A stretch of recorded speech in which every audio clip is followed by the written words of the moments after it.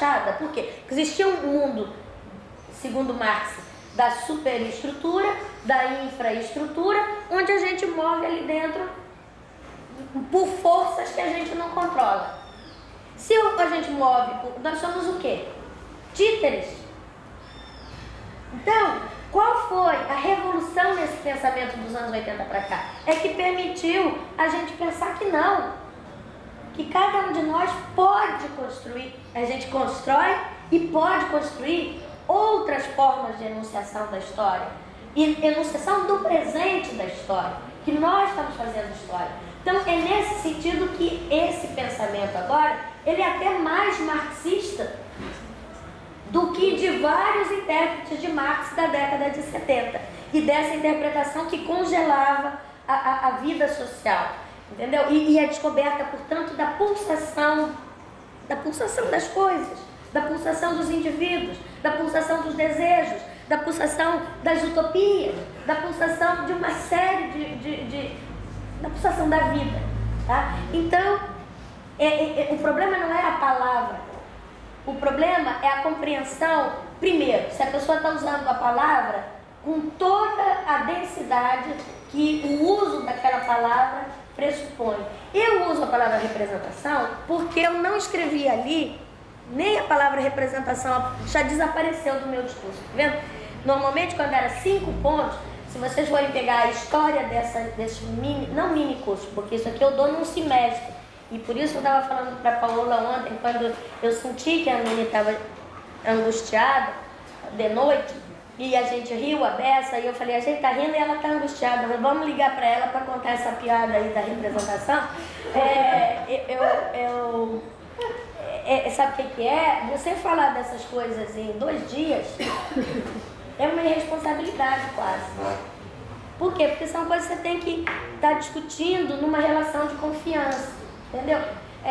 E uma relação de coparticipação, na compreensão daquilo, de um esforço mesmo de conversa, entendeu?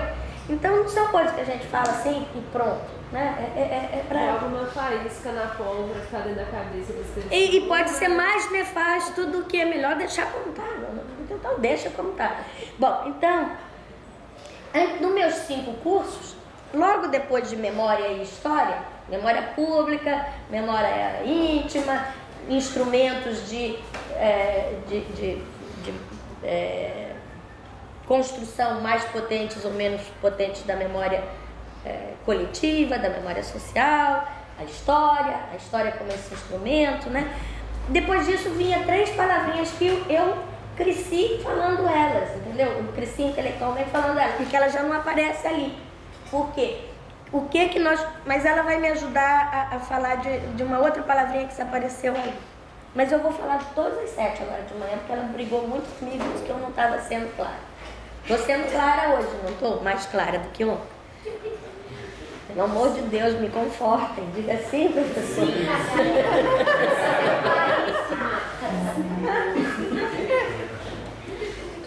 A gente tem que rir um pouco, senão fica muito chato. Muito chato. Sobretudo porque eu não quero justamente passar uma ideia de verdade. Eu quero que a gente pense. E inclusive vocês me ajudem a pensar se eu estou pensando certo. Entendeu? Bom, então vamos lá.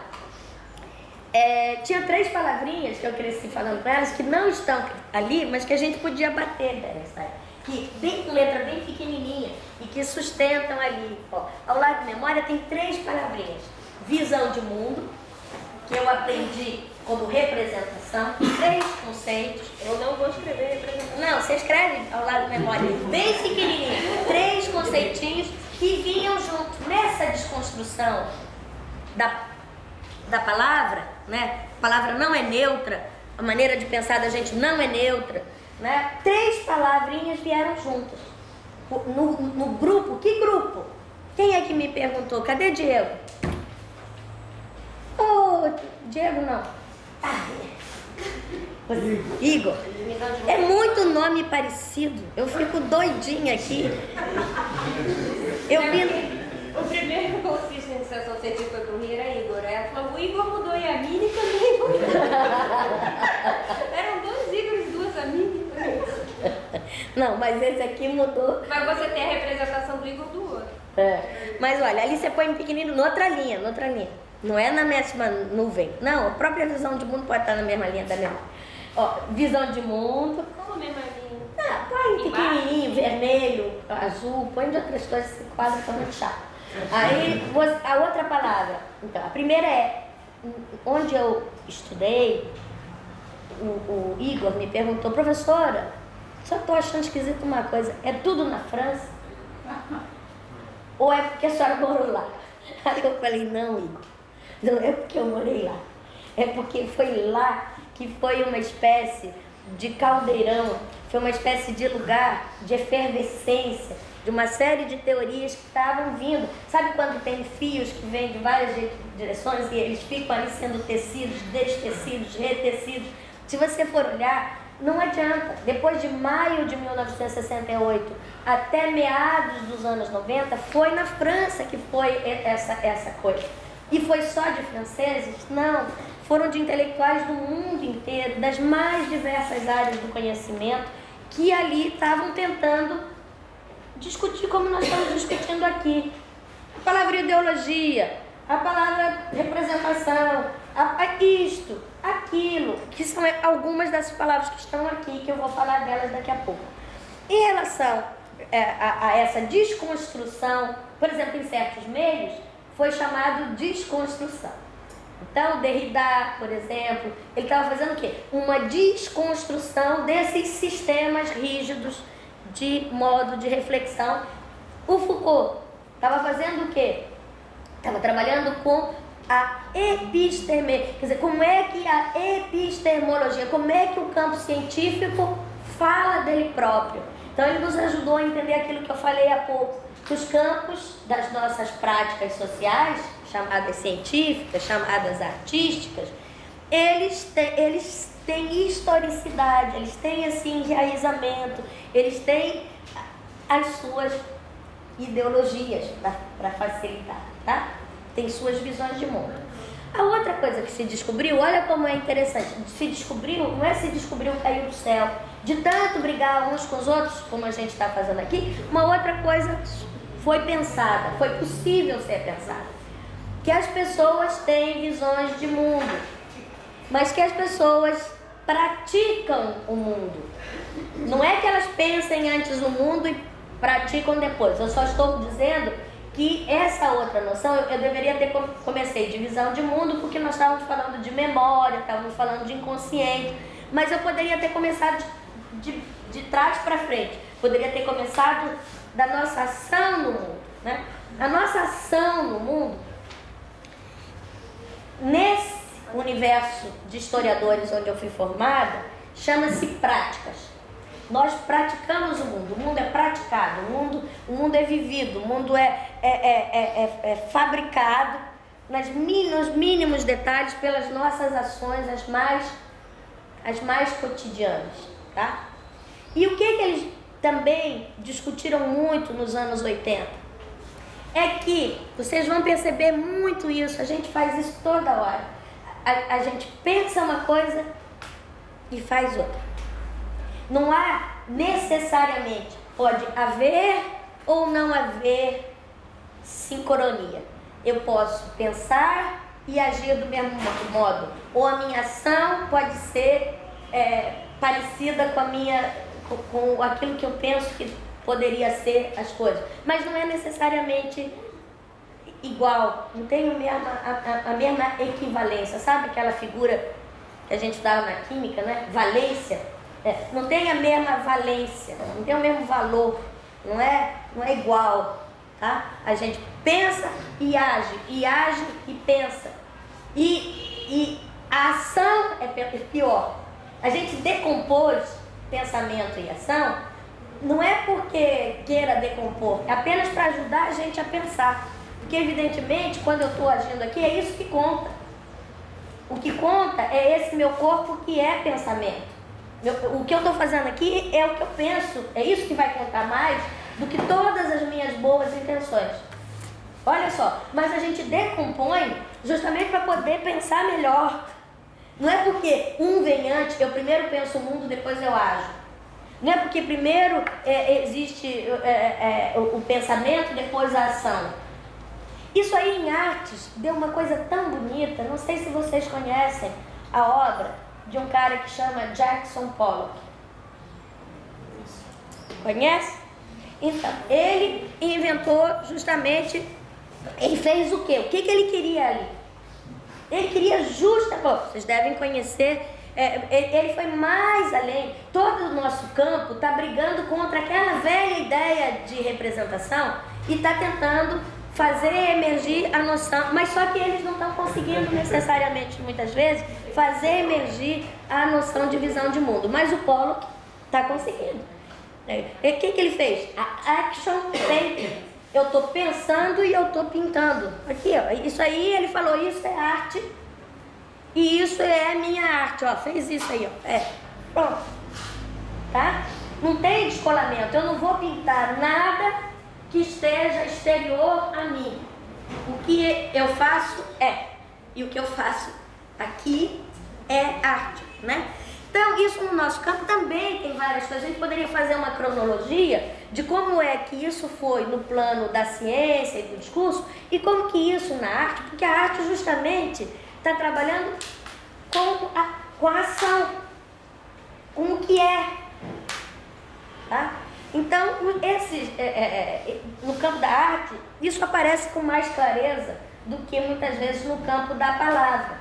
Eu costumo dizer, às vezes eu fico furiosa mesmo, agora que eu estou lendo Rancière, vocês devem estar lendo, eu tenho vontade de jogar o livro, entendeu? Porque eu fico pensando, mas que merda, desculpe a expressão, e grave mesmo isso, assim mesmo. Porque o seguinte, isso aí a gente está falando há séculos, o que aconteceu conosco?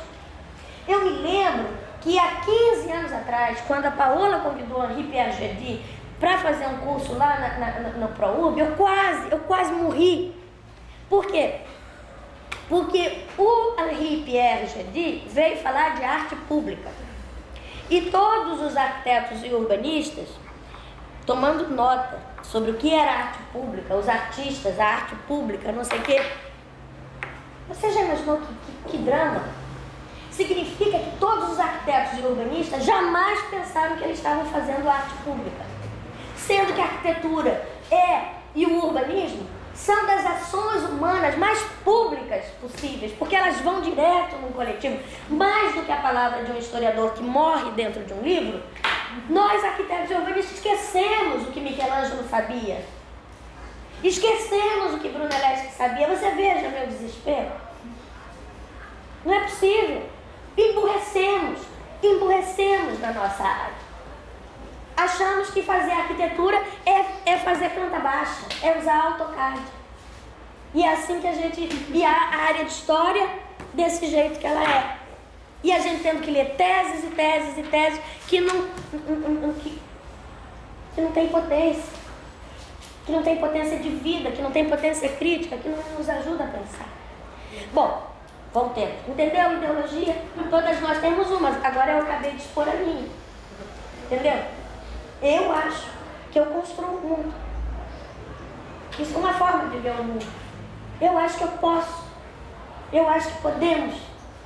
Eu acho que nós podemos manter. Eu acho que a gente pode transformar. Eu acho que a gente pode construir. Eu acho que a gente pode destruir. Eu acho que a gente pode criar, ajuizar, manter e mesmo manter, às vezes, é inovar e é criar. Até isso. Mas o que a gente precisa é discutir e avaliar. Quem que está ali? Isso. Então, visões de mundo práticas. A segunda palavra, pequenininha. Né? O mundo é praticado. O mundo é praticado. Por que isso é importante? Na história da arquitetura, a gente nunca fala... A gente fala a história da arquitetura. A história da arquitetura é metade história da arquitetura e outra grande metade é a história de quem? construção. Não, de como se pratica a arquitetura.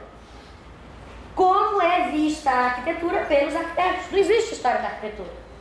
Existe uma história da arquitetura pela visão de mundo dos arquitetos. E como eles praticam essa visão de mundo. Segundo poéticas diferentes. segundo condições e possibilidades, nós vamos falar diferentes. Então, na medida que a gente insiste que a história é da arquitetura, ou a história é da filosofia, e que a gente anula a contribuição que está trazendo ali de indivíduos situados, com suas escolhas políticas, inclusive, a gente leva de novo a arquitetura para uma metafísica. E fica lá. Entendeu? Bom, então, recepção. Visão de mundo, práticas. Deu para entender práticas? Querem fazer alguma pergunta? Agora eu faço, meu Deus.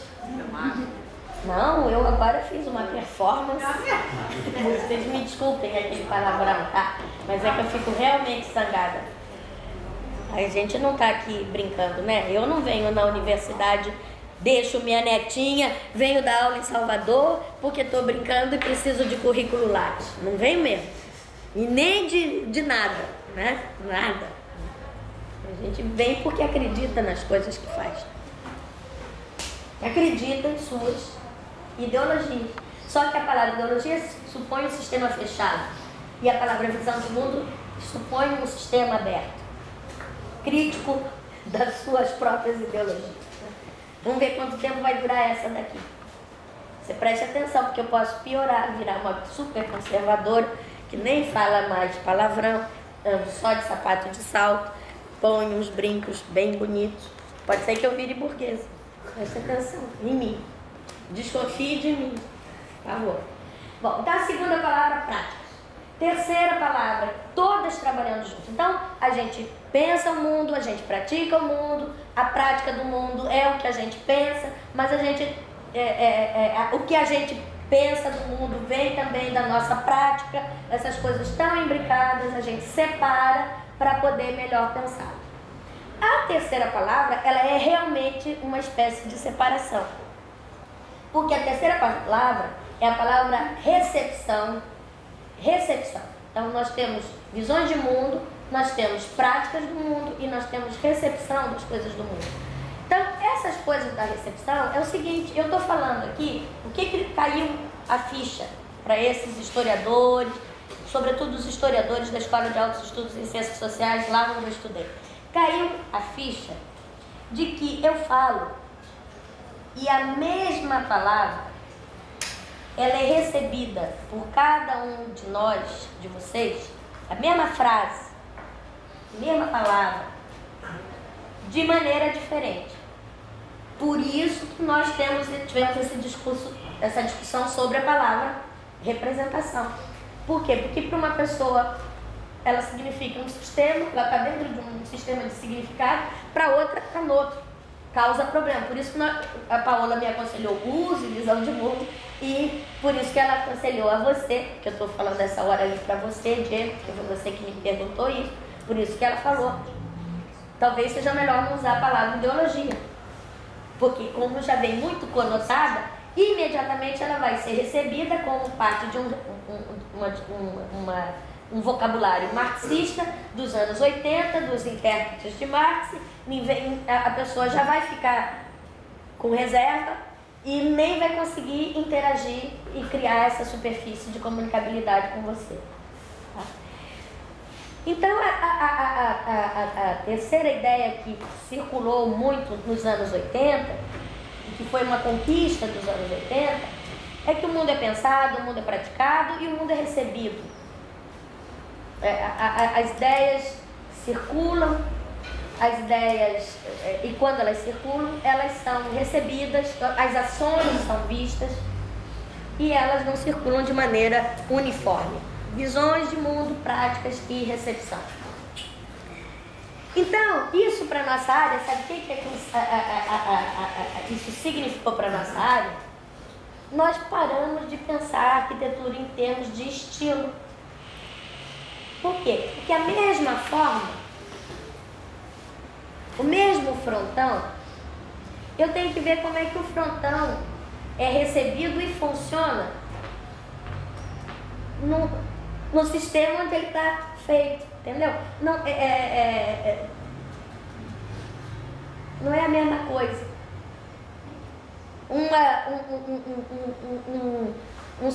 Uma linha vertical e uma linha horizontal, que no sistema judaico-cristão pode significar a cruz, na forma de fazer jardim no Japão, ou na forma de se apropriar do território no Japão. Eu tive um curso sobre isso em 1983 com o professor Humberto Damisch, né, onde a gente passou o semestre inteiro, eu não entendia nada do que ele falava, o curso inteiro era só sobre isso.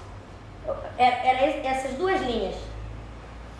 E como que essas duas linhas, ao viajarem de uma cultura para outra, elas podiam ser lidas, isto é, recebidas, traduzidas, para usar a palavra que o Eduardo ficou falando ontem 30 vezes, de uma cultura para outra. Então, como que... Por isso a gente deixou de falar em influência, por isso a gente não fala em modelo. Por quê? Porque pensar em termos de influência e modelo, você anula dois polos, se você quiser, para facilitar, de enunciação das coisas. Você anula qual é o sentido político que está sendo dado àquela coisa. Porque você toma aquela coisa como uma coisa já feita. O que eu escrevi ontem no parecer que eu escrevi, que é bem assim? A modernidade chega em Campinas.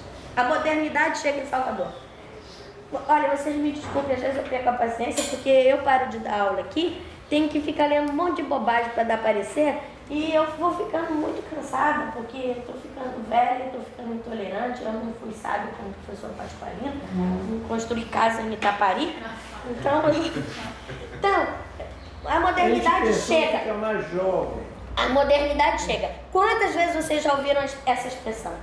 A modernidade chegou em Salvador. Ou em busca da modernidade. O que significa isso? Que eu estou tomando alguma coisa como um dado ao qual a pessoa chega ou não chega. É a ideia de influência. É a ideia que uma coisa está feita e fechada e que influencia a outra, porque se a gente quiser bem, a palavra influência é uma dessas também. Pode continuar falando influência, mas ela mais atrapalha do que ajuda. Porque evidentemente, ou a ideia de transferência. Transferência é pior. Transferência é modelo direto, né? Então o que acontece com a noção de influência? Nós estamos sendo evidentemente influenciados o tempo todo, se você for pensar. Então o problema não é o que o problema é como eu recebo e me aproprio daquilo que está sendo dado e o recrio e o transformo. Então, se você mantém certas palavras, você neutraliza o receptor. Você vem de cima para baixo, você o aniquila. A gente, isso que é coisa que eu adoro Foucault, sabe? Eu adoro ele. Eu aprendi tanto com ele. É isso que ele nos mostrou com uma clareza absoluta. Ele não mostrou pra gente só os sistemas totalitários, abstratos, políticos. Mostrou isso. Mas ele nos conseguiu ajudar a ver como que nós somos autoritários. Eu mostro isso para os alunos no projeto. Como nós somos autoritários com o nosso discurso. Uma palavra que parece inocente, transferência. Uma palavra que parece inocente, transferência de modelo. Ela aniquila qualquer possibilidade subversiva de compreensão de qualquer processo histórico, de qualquer ação histórica. E quando falo histórica, não é em 1910 ou 1500. Quando eu falo ação histórica, foi a minha performance aqui que já virou história. Se aniquila. Né? Então, as palavras não são neutras. É lógico que por isso que existe um e outro nos ajudando a alertar para que a gente colhe cada vez mais o que a gente pensa com aquilo que a gente pratica. Para que esse colamento essa colagem daquilo que a gente já conseguiu criticar muitas vezes, mas que a gente não está fazendo aqui, colhe de fato, né? Porque o que eu faço agora, o que eu faço às vezes eu posso entender criticamente uma coisa, mas eu não pratico. Então é por isso que é preciso às vezes dissociar, para melhor pensar como é que recola. Então, circulação e recepção. Muito bem, muito obrigada. Então, não, primeiro é ator e campo. Tudo que eu falei aqui, até agora, foi a descoberta do ator. A descoberta dessa micropolítica, dessa descoberta, dessa possibilidade de fissura, dessa possibilidade de, às vezes até mais mesmo, às vezes de grandes transformações e revoluções e desmontagem de coisas. Então, a descoberta do ator.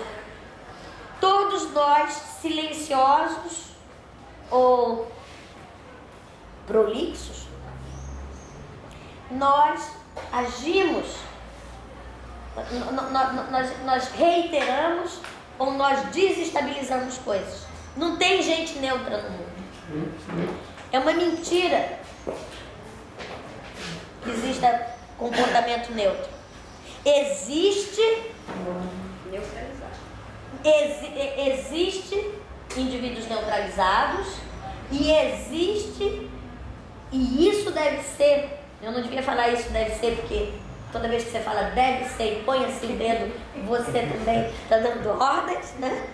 Mas deveria ser uma, mas eu posso falar porque o próprio Derrida falou tantas vezes, tome cuidado. O próprio, todos esses que vocês admiram aqui, você vai ver, eles estão lá nas entrelinhas chamando a atenção. O que precisa ser e é necessário para a construção do comum é que a gente neutralize, a gente rebaixe a nossa subjetividade. A gente não pense que o mundo também só se define a partir de mim. O mundo, já falei 300 vezes, define-se nessa relação, né? Então, é curioso porque nessa descoberta do ator, naquele livrinho, não sei se vocês vão querer, se vocês conhecem, é um texto velho, mas vocês vejam como as coisas... eu tenho que falar do Estatuto da Verdade. Vocês vejam como essas coisas são tão importantes. Ainda, deixa eu ver a data exata para falar para vocês não pensarem que foi no século XIX, para vocês lembrarem que foi ontem. Eu acho que em 1994, 5, portanto, tem quantos anos? 10 anos.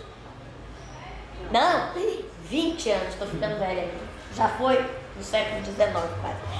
Mas lá em 1992 ou 1994, esse historiador, Pierre Nora, que eu disse para vocês que escreveu muito sobre a memória, nesse círculo de historiadores da Escola de Altos Estudos, começou a ser discutida a ideia de ego-história. Vocês já discutiram isso lá em Jacobina? Então, aqui tem um textinho dele, a gente passou isso, graças aos céus, os artistas já tinham passado há séculos. Mas os historiadores passaram isso a partir dos anos 90. Por quê? Porque, evidentemente, eu estou falando de onde?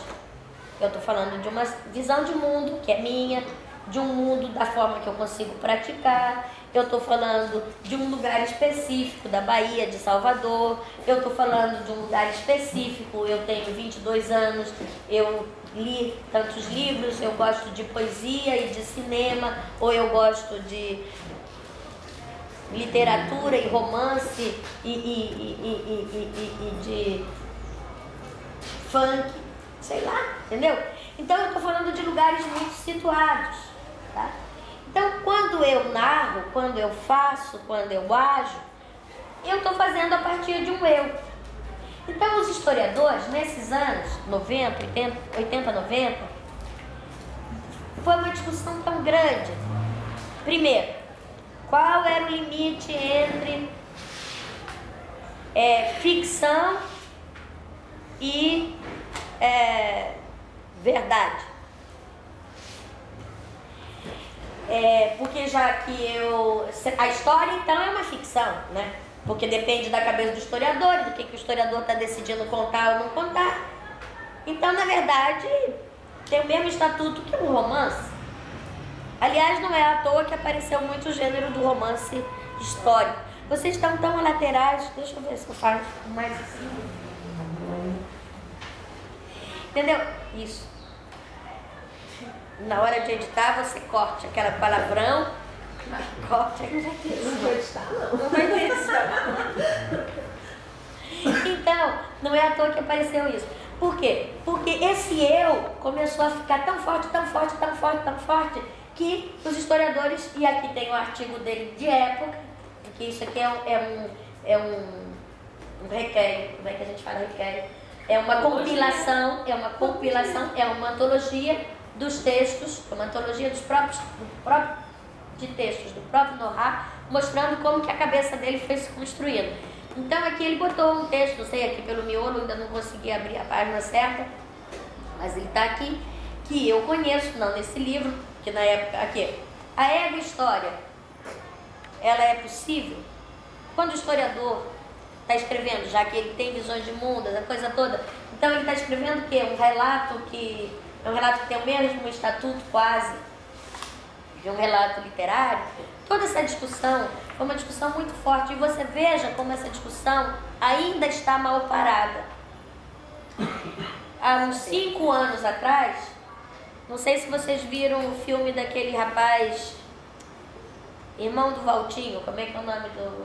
Moreira Salles. O Moreira Salles. Vocês viram aquele filme que é do Mordomo? Alguém viu esse filme? Santiago. Vocês leram a imprensa naqueles anos? Vocês viram naqueles meses, naqueles dias? Vocês leram o que ele próprio, esqueci o nome dele agora, o João falou? Isso não faz tanto tempo. Nós ainda estamos achando que o que a gente fala é verdade ou ficção. Nós ainda estamos nesse regime de polarização. É verdade ou é mentira? Isso tem a ver com Marx e lá com a questão da verdade que nós discutimos há pouco, né? É verdade ou é mentira? Depois desse período daqui, nós discutimos muito o problema da verdade. Por quê? Porque, evidentemente, nós temos milênios de discussão da busca da verdade, de uma verdade supra-histórica, supra-humana, né? E nós, na área de história, e sobretudo neste círculo de historiadores ao qual eu pertenço, nós começamos a trabalhar não com a noção de verdade, mas com a noção de verossímil. O que é o verossímil?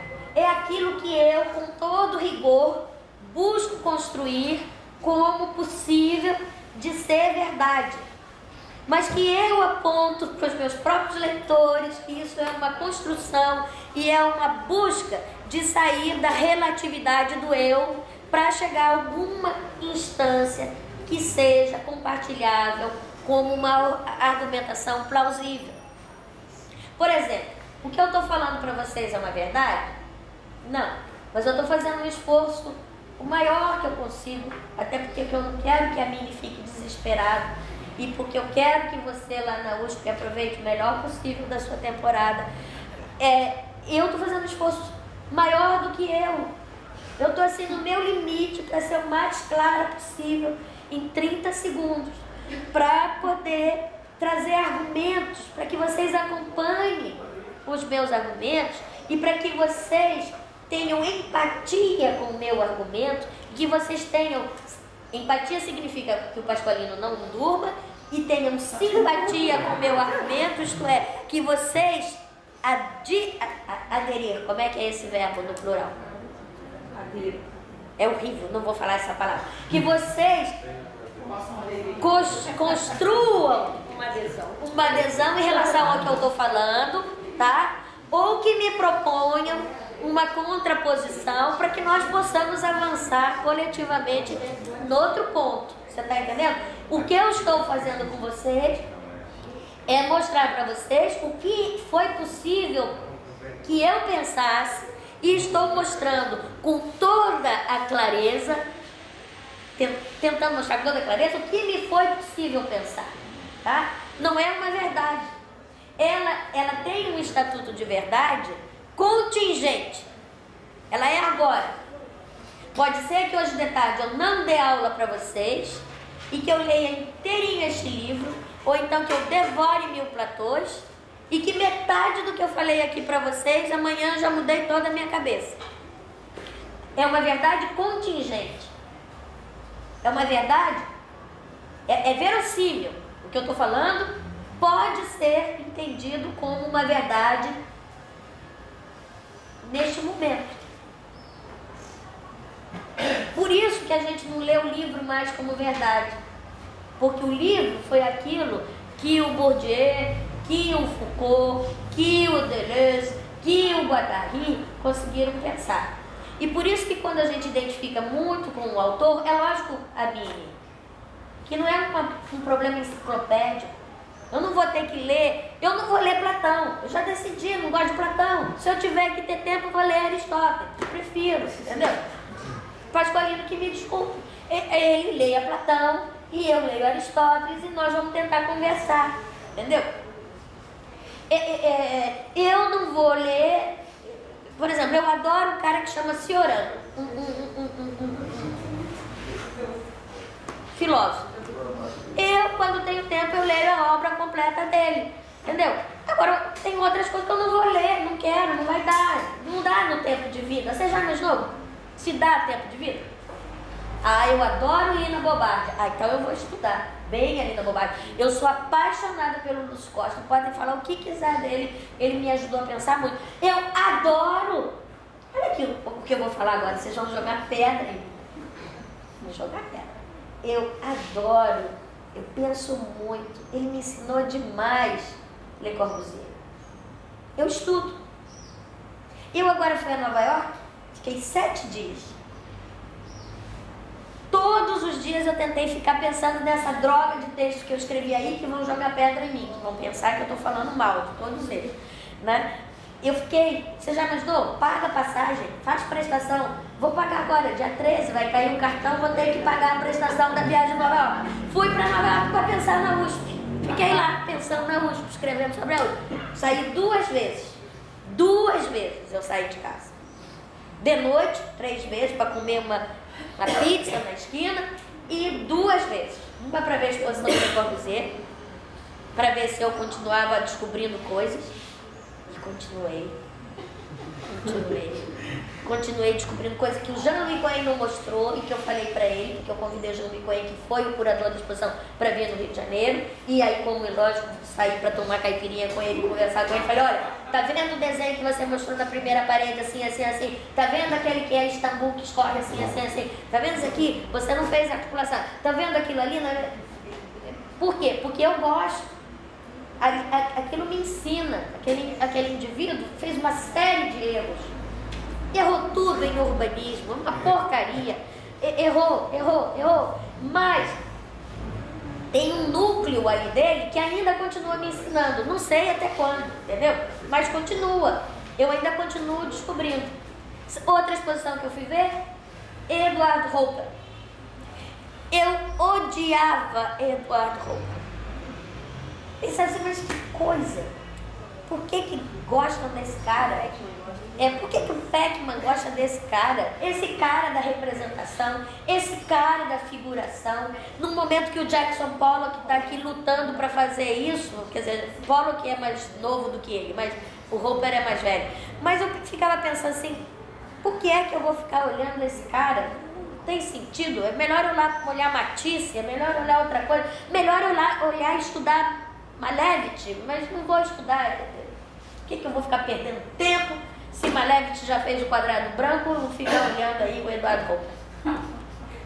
Aí lá fui eu, saí para ver a exposição dele. Menino, não é uma brincadeira. Um cara desenha o cara desenha, o cara se dá tanto naquele desenho. É tanta doação de vida para fazer um desenho, para perseguir uma ideia, para perseguir um conceito feito ideia em pintura, que é impossível você desconsiderar. Foi para lá, para a nuvem de novo? Pensei que estava botando roupa aqui.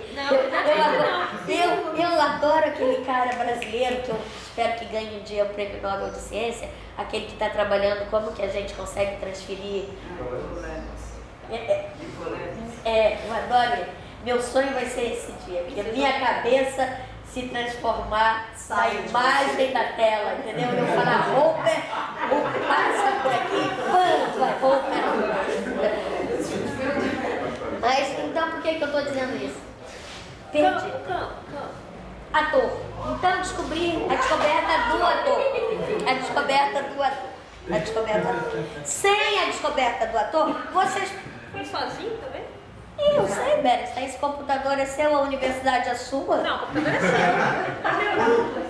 Mas o adaptador é seu. O adaptador só, mas o adaptador não Tá vendo como você conhece? Ator. Ela quer que eu fale de campo, sabe por quê? Olha que problema.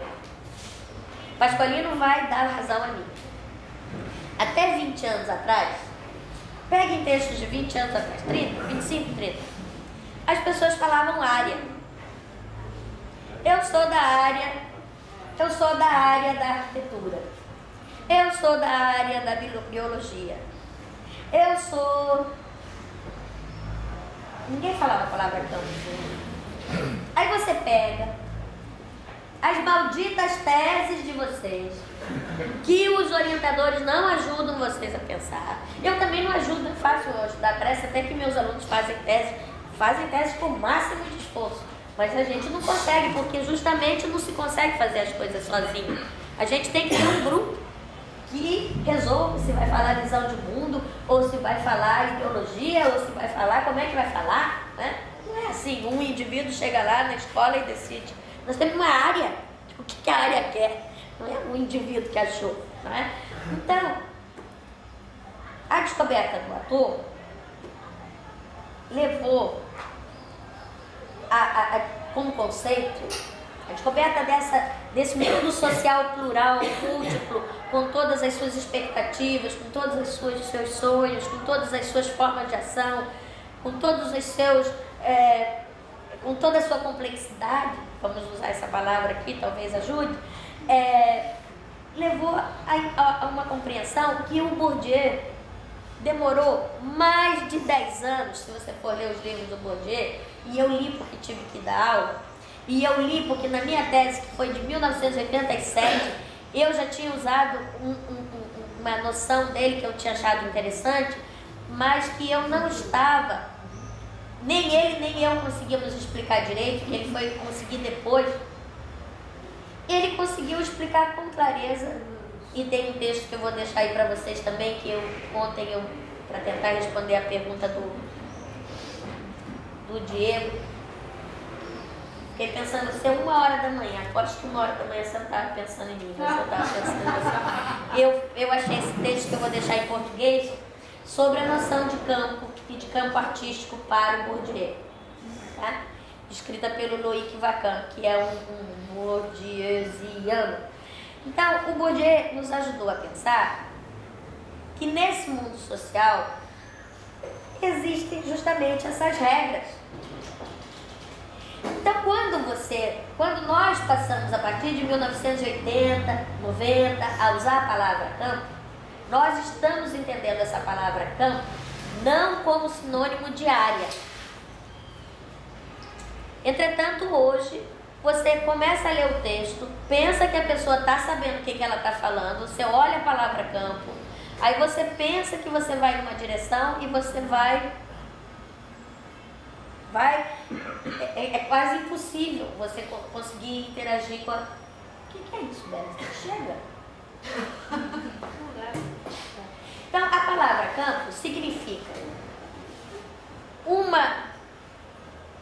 vamos dizer assim, um território social onde se age, onde você age, que tem as suas próprias regras e onde existem conflitos e lutas no posicionamento de quem entra, de quem sai, de quem está dentro. O campo, a noção de campo é uma noção de arena. Significa que não existe, família, não existe paz. A paz é lá do mundo dos deuses. Os deuses ficam todos tranquilos lá no céu, mas aí a gente não tem nada a ver com eles. Nós não somos deuses. O mundo dos homens é de tentativa de comunicação, tentativa de dotação de sentido, tentativa de construir sentidos compartilhados. O campo é esse lugar das lutas simbólicas, como chamou Bourdieu, mas não é luta simbólica não, são lutas concretas na construção de sentidos.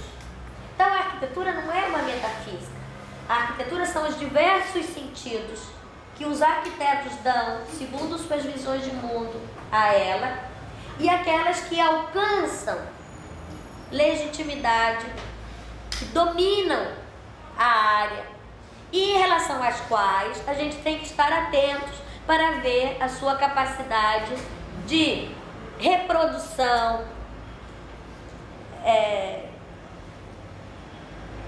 maquínica, reprodução mecânica, de reprodução servindo certos interesses, e em relação aos quais a gente se posiciona. Então a gente começou a pensar que a própria visão de ciência, o campo da ciência, ele tem várias visões de ciência. A visão de ciência que se tornou hegemônica foi a visão positivista de ciência, polar, verdade e mentira, documentário ficção, certo e errado, teoria e história, como se a teoria não tivesse história, como se a história não fosse uma teoria, ou não seguisse teorias. História e crítica, como se a história não fosse crítica, e como se a crítica também fosse alguma coisa que se pratica a partir de uma tábula rasa, né? Então todo esse mundo, ele gerou um vocabulário, e Bourdieu, Foucault primeiro, Bourdieu depois, na esteira de Foucault, vai nos ajudar a entender que existem visões hegemônicas que se estabelecem, mas que nós estamos no campo com as nossas posições, lutando para que o sentido das nossas visões de mundo coletivos interfiram no campo. É muito bonito porque, como eu disse, nós que somos da área das artes, da arquitetura, do presente, da experiência, nós já tínhamos pensado isso. Um cara como o Simmel, que vocês devem conhecer, tem um texto lindo. Você imagina o Simmel, se pergunta quem é o Simmel, vão falar que ele é o quê? O que vocês falariam? Os sociólogos falam que Simmel é sociólogo. O que Simmel é? Eu não sei. Escreveu biografia, escreveu sobre arte. A gente lê aquele textinho lá do anonimato, e pronto, parou aí. Simmel escreveu um texto sobre o quadro. Faire tableau, em francês. Eu não sei, não leio alemão, vocês me desculpem. Não vai dar nesta vida para eu ler alemão. Minhas condições de possibilidade não deram. Eu brigo com os alemães. O Marx, que a Clara vai estudar com ele, né? Marx, eu dei uma aula de palavra alemã para ele, porque ele nunca tinha pensado que as palavras eram inventadas. E eu mostrei para ele como que a palavra empatia tinha data de nascimento, quando que ela foi lançada. E ele conseguiu entender por que o nome do programa de pós-graduação dele chama o nome que ele tem em alemão. Porque ele também nunca tinha pensado nas palavras alemãs. Então eu não falo em alemão, mas eu entendo bastante de análise de discurso, não o meu. Infelizmente você vê como é o problema da ideologia, né? É facílimo para mim apontar a ideologia dos outros. Agora, quem corrige a minha? Quem me ajuda? a ser vigilante com a mim. Então eu falo até do alemão, entendeu? Mas quem ajuda? Me controla. Parece que era quem se inscreveu. Então, eu estava falando... Esqueci. De campo, do Zimmel. Do Zimmel, que escreveu esse livro, Tableau. Chama Tableau ou Faire Tableau. E que ele vai pensar o que significa esse limite, aquele limite, aquele limite, aquele limite. Quando você lê isso, você está vendo que o Bourdieu, que gostava de arte, eu ainda vou fazer um trabalho sobre isso um dia, o Bourdieu, a gente apresenta sempre o Bourdieu como? É um antropólogo, é um sociólogo, é alguém das ciências sociais, né? Sobretudo ciências sociais, mais do que ciências humanas, se isso tem sentido, que as ciências sociais não sejam humanas, mas não importa, né? Agora, ninguém pensa por que é que esse cara foi se interessar tanto por arte e tanto por arquitetura. Eu tenho certeza que ele leu Zimmel. Eu tenho certeza que a noção de campo dele deve ter sido iluminada pelos livros de Zimmel. E, sobretudo, sobre esse artigo, que ele está explicando justamente o que é o campo. O campo é uma circunscrição, só que não é uma circunscrição neutra. Ela é uma zona de força, é uma zona de conflito, ela é uma arena, ela é o que você quiser.